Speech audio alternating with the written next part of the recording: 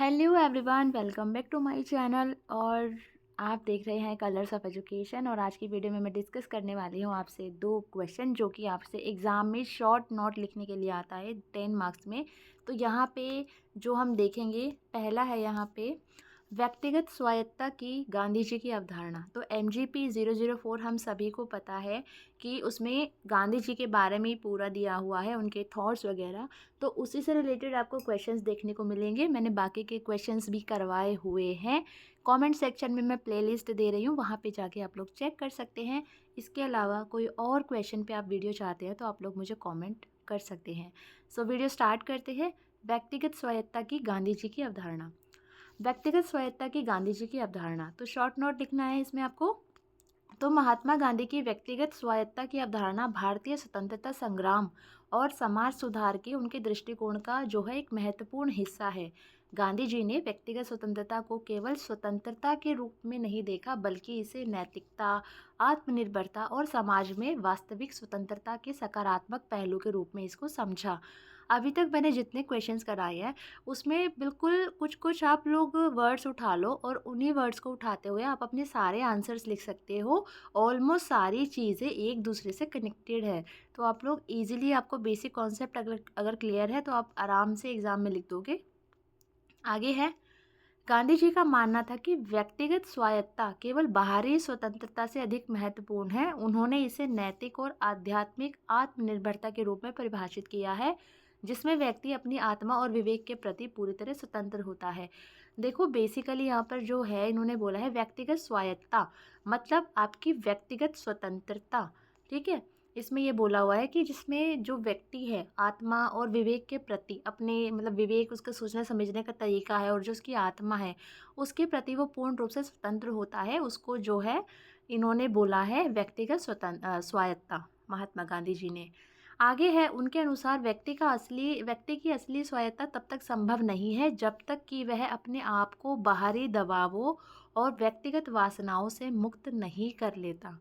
ठीक है, उसके बाद है, गांधी जी के अनुसार स्वायत्ता का मतलब आत्मनियंत्रण और आत्मसंवर्धन है। ठीक है, मतलब स्वयं को नियंत्रित रखना और स्वयं को बढ़ावा देना, संवर्धन करना अपना। उन्होंने हमेशा इसे एक आंतरिक शक्ति के रूप में देखा है जो व्यक्ति को बाहरी समस्याओं से प्रभावी ढंग से निपटने में मदद करती है। उनका मानना था कि व्यक्तिगत स्वायत्ता की प्राप्ति के लिए एक व्यक्ति को अपने जो व्यक्तिगत चरित्र को मजबूत करना होगा और अपनी आंतरिक शक्तियों का विकास करना होगा। आगे कहा है गांधी जी ने कि गांधी जी की व्यक्तिगत स्वायत्ता की अवधारणा में स्वदेशी आंदोलन का भी महत्वपूर्ण स्थान था। वो कैसे? उन्होंने भारतीयों को विदेशी वस्त्रों और सामान बेचने के लिए प्रेरित किया और स्थानीय उत्पादन को बढ़ावा देने के लिए जोर दिया। इस दृष्टिकोण से व्यक्तिगत स्वायत्ता केवल व्यक्तिगत स्वतंत्रता से संबंधित नहीं है, बल्कि यह सामाजिक और आर्थिक आत्मनिर्भरता से भी जुड़ी है। मतलब अगर हम व्यक्तिगत रूप से स्वतंत्र होते हैं, हमारी व्यक्तिगत स्वायत्ता होती है, तो वो केवल हम तक सीमित नहीं रहते, वो एक सामाजिक तौर पर सामाजिक सॉरी सामाजिक उत्थान के लिए भी काम आती है, महत्वपूर्ण होती है। ठीक है, तो इन्होंने यही कहा है। उसके बाद है, गांधी जी के अनुसार व्यक्तिगत स्वायत्ता का सही अर्थ तब समझा जा सकता है, जो कि मैंने लिख दिया है सकती है, जो कि गलत है, समझा जा सकता है कि जब व्यक्ति समाज के प्रति अपनी जिम्मेदारियों को समझे और उन्हें निभाए। उन्होंने हमेशा यह विश्वास किया कि स्वतंत्रता का असली मूल्य तब होता है जब समाज के सभी सदस्य अपनी स्वायत्ता को, अपनी स्वतंत्रता को प्राप्त कर सके और एक समृद्ध और न्यायपूर्ण समाज की दिशा में काम कर सके। तो ये शॉर्ट नोट है, 10 नंबर में आपको इतना इनफ लिखना है। ठीक है, थोड़ा सा रहता है, एक सेकेंड। हाँ, सारांश है आगे। गांधी जी की व्यक्तिगत स्वायत्ता की अवधारणा केवल बाहरी स्वतंत्रता तक सीमित नहीं है, बल्कि यह एक गहरी नैतिक और आध्यात्मिक आत्म संवर्धन का हिस्सा है। देखो, ऐसा नहीं है कि हमें कोई बाहर से नहीं रोक रहा है तो हम ठीक है भाई, हमें व्यक्तिगत स्वायत्ता इंटरनली होना चाहिए। ठीक है, जैसे किसी को चाय का एडिक्शन है, लाइक मेरी तरह, तो इंटरनली हमारी व्यक्तिगत स्वायत्ता, हम स्वतंत्र हैं लेकिन हम तो गुलाम हैं किस चीज़ के? चाय के, है ना। कोई भी एग्जाम्पल आप ले सकते हो, सिर्फ एक एग्जाम्पल की तरह मैं समझा रही हूँ कि सिर्फ बाहरी उससे नहीं होता है, इंटरनली अगर आप स्वतंत्र हैं, ठीक है, तो उस चीज़ को इन्होंने बोला हुआ है। यह व्यक्तिगत और सामाजिक दोनों ही स्तर पर स्वायत्तता की प्राप्ति का मार्गदर्शन करती है, जिससे कि व्यक्ति और समाज दोनों को सच्ची स्वतंत्रता का अनुभव हो सके। गांधी जी ने इसे आत्मनियंत्रण, आत्मनिर्भरता और सामाजिक जिम्मेदारियों के माध्यम से समझाया और इसे भारतीय समाज में व्यापक रूप से लागू करने की दिशा में काम किया। तो ये बहुत अच्छा कॉन्सेप्ट है, बहुत इजी कॉन्सेप्ट है। बात को घुमा फिरा कर कहने की कोशिश की गई है, बात लेकिन छोटी सी है और होप आपको समझ आ गई है। इसी तरीके से हमारा 10 नंबर में एक और शॉर्ट नोट लिखने के लिए आता है, सत्याग्रह संघर्ष समाधान के रूप में।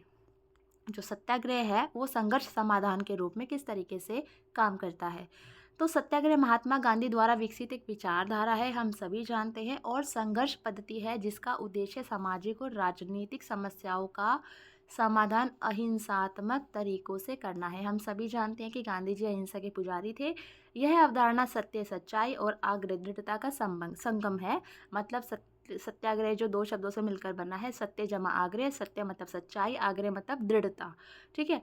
सत्याग्रह का मुख्य सिद्धांत है कि सत्य की ओर मार्गदर्शन करते हुए संघर्ष को अहिंसात्मक तरीके से सुलझाया जाए। ठीक है।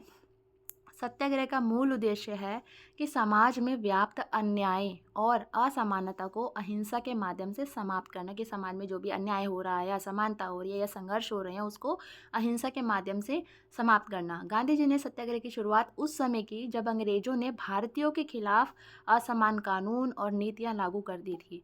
तो सत्याग्रह की प्रक्रिया में मुख्यतः 4 चरण होते हैं। इसमें पहला है समस्या की पहचान। समस्या की पहचान में सत्याग्रह के पहले चरण में हम लोग क्या करते हैं कि संघर्ष की प्रकृति और उसके कारणों की पहचान की जाती है। इसमें सत्याग्रह का लक्ष्य निर्धारित किया जाता है और उस पर आधारित एक जो ठोस योजना, एक प्लानिंग की जाती है। दूसरा चरण है प्रारंभिक संवाद और प्रयास। देखो दूसरे चरण में होता क्या है कि सबसे पहले हम लोग अहिंसात्मक संवाद करते हैं, प्रयास किए जाते हैं और इसमें विरोधी पक्ष को समझाने की कोशिश की जाती है कि उन्होंने जो भी निर्णय नीतियाँ बनाई हैं वो अन्यायपूर्ण और उन्हें बदलने की आवश्यकता है। फॉर एग्ज़ाम्पल जो ब्रिटिश गवर्नमेंट थी उन्होंने हमारे लिए जो असमानता भरे कानून बनाए, अन्यायपूर्ण नीतियाँ बनाई, तो अगर हम उन्हें सत्याग्रह कर रहे हैं, सत्याग्रह के थ्रू हम चाहते हैं कि वो संघर्ष थम जाए, तो हम समस्या की पहचान करेंगे कि मतलब लक्ष्य क्या है, हम सत्याग्रह क्यों करें, है ना। हमने प्रॉब्लम को निकाला, उसके बाद हमने पहला स्टेप तो हमने प्रॉब्लम को फाइंड आउट किया, दूसरा हमने स्टेप लिया कि हमने उससे बात की आराम से कि देखो जो भी आपने किया है वो ठीक नहीं है। अब वो बात अलग है, लोग मानते नहीं है जल्दी से, है ना। उसके बाद हमारा तीसरा स्टेप है विपरीत कार्यवाही। यदि संवाद और प्रयास असफल हो जाते हैं तो सत्याग्रहता अनिवार्य रूप से अधिक ठोस और निर्णायक कदम उठाते हैं। इसमें आमतौर पर नागरिक अवज्ञा या हड़ताल, मतलब इस तरीके के हम करते हैं कि ताकि विरोधी पक्ष पर दबाव डाला जा सके। हम हड़ताल कर सकते हैं, है ना। और ऐसा नहीं है कि दंगे फसाद कर दिए, गाड़ियाँ जला दी, ट्रेनें रोक दी, है ना, ये गलत है। अहिंसात्मक तरीके से जो है उन पर दबाव बनाने की कोशिश की जाती है। उसके बाद फिर भी नहीं मान रहे हैं भाई, तो उसके बाद हमारा चौथा स्टेप होता है संघर्ष का समाधान। अंतिम चरण में संघर्ष के समाधान के लिए सच्चाई और अहिंसा के माध्यम से बातचीत की जाती है। यदि संघर्ष समाप्त हो जाता है तो गांधी जी के सिद्धांत के अनुसार दोनों पक्षों के बीच समझौता किया जाता है और सभी विवादों का समाधान किया जाता है। सत्याग्रह की सफलता का मुख्य कारण उसकी अहिंसक प्रवृत्ति है। यह संघर्ष को हिंसा और घृणा के बजाय प्रेम और समझदारी के माध्यम से सुलझाने का प्रयास करता है। गांधी जी के सत्याग्रह ने कई महत्वपूर्ण सामाजिक और राजनीतिक आंदोलनों को प्रेरित किया और विभिन्न देशों में अहिंसात्मक संघर्ष के रूप में सफलतापूर्वक इसे लागू किया। तो अंत में सत्याग्रह संघर्ष समाधान का जो है एक प्रभावी उपाय है, क्योंकि यह न्याय की स्थापना में विश्वास करता है और हिंसा को अस्वीकार करता है। इसके माध्यम से समाज में शांति और सामंजस्य स्थापित किया जा सकता है। इस प्रकार सत्याग्रह का अहिंसात्मक दृष्टिकोण संघर्षों को सुलझाने में एक महत्वपूर्ण और सशक्त विधि के रूप में उभरता है। होप ये दोनों शॉर्ट नोट लिखने के लिए आपको कंटेंट समझ आ गया है। मोर वीडियोज़ के लिए please don't forget to share, subscribe and like. Video के कमेंट सेक्शन में प्लीज़ कमेंट करके ज़रूर बताना आपको वीडियो कैसी लगी। कोई सजेशन हो तो वो भी आप लोग कमेंट कर सकते हैं। एंड इसके अलावा जैसे कि मैंने आपसे पहले ही कहा था, कोई और क्वेश्चन के ऊपर MGP004 से रिलेटेड अगर आपको कोई और क्वेश्चन पे वीडियो चाहिए तो आप लोग डेफिनेटली मुझे कमेंट सेक्शन में कमेंट कर सकते हैं। Thank you everyone, thanks for watching this video, thank you.